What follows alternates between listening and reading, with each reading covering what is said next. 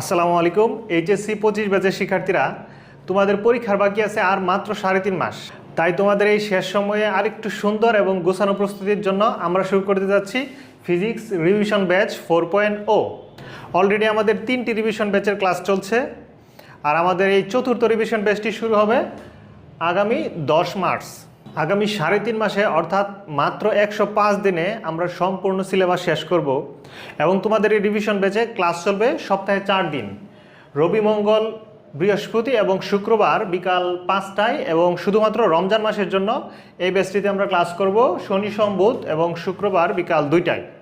এই ব্যাচে আমরা প্রতিটি টপিকের বেসিক ক্লাস করার সাথে সাথে আমরা বিগত 5 বছরের প্রিভিয়াস কোয়েশ্চেনের সৃজনশীল এবং এমসিকিউ সলভ করব, এবং প্রতি 3টি অধ্যায় পরপর থাকছে ফাইনাল পরীক্ষার ফরম্যাটে 75 নম্বরের পরীক্ষা।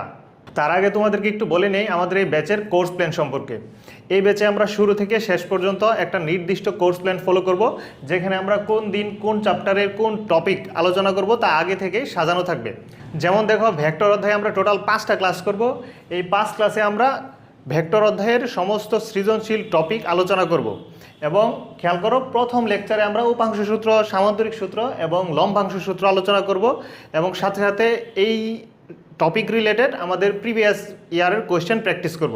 তোমাদেরকে প্রত্যেকটা চ্যাপ্টারের জন্য লেকচার শিট প্রোভাইড করব, যেখানে প্রিভিয়াস ইয়ারের বোর্ড কোয়েশ্চেনগুলো টপিক ভিত্তিক সাজানো থাকবে।